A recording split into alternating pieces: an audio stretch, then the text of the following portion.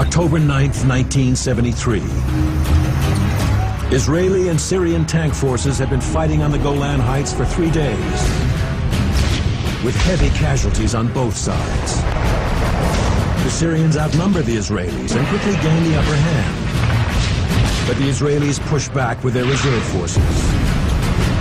Now time is running out for the Syrian army. They make one last attempt to break through Israeli defenses in the north, throwing an entire armored division into the battle.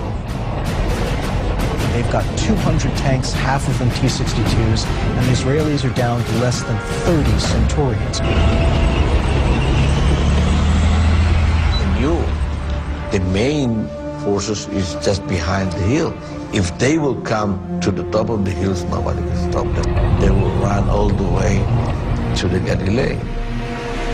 And I've decided to move forward and to catch the hills and to catch them on the valley. It's a desperate gambit, and the only chance the Israelis have. They must regain their firing positions. And to do that, they have to cross 800 meters of open ground in the teeth of Syrian fire.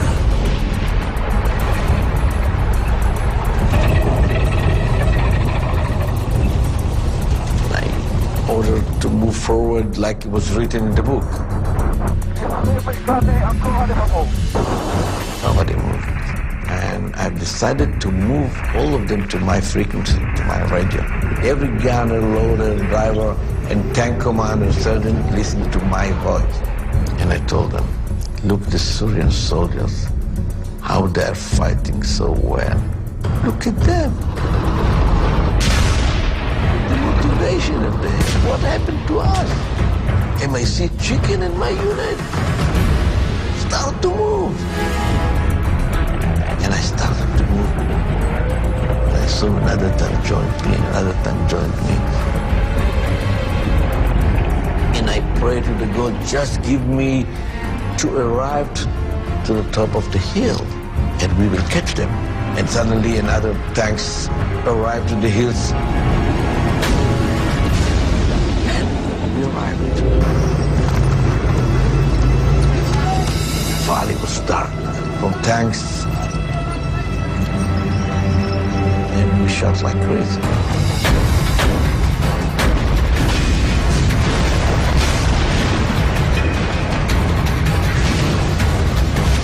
The moment that we've been on the fire position and they move on the valley, this was easier for us to shoot all of them.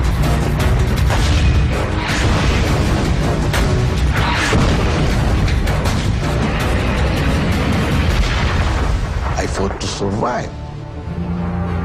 Some of them, they stopped and they shot and they killed my tanks. Survive around 3-4 tanks, no more than that. I remember that I was trying to count the tank that we shot all over, and I couldn't. It was so many.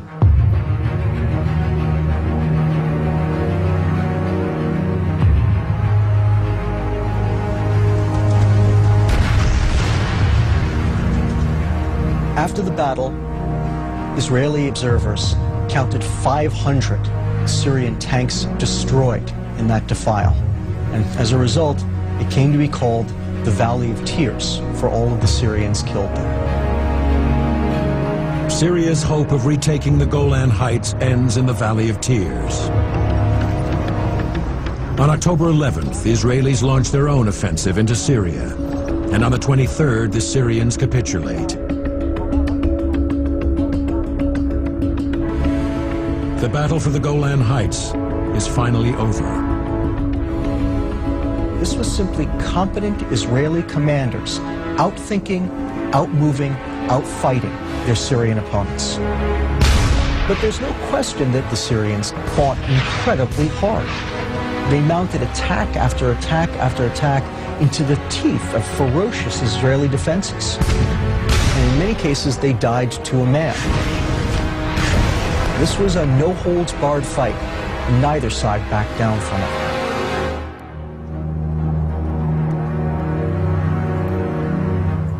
The 1973 Arab-Israeli War lasts just 16 days, but those days are among the bloodiest in the history of armored warfare.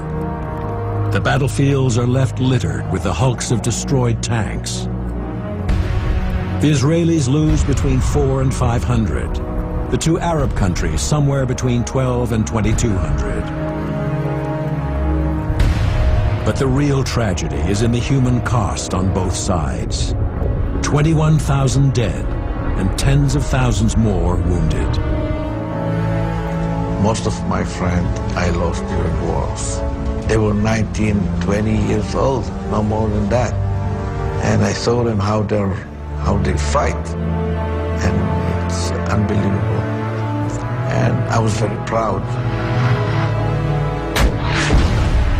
The war ended with disappointment, but it ended with a solemn promise by Syrians and to Syrians and of Syrians that they will get back the Golan Heights one day.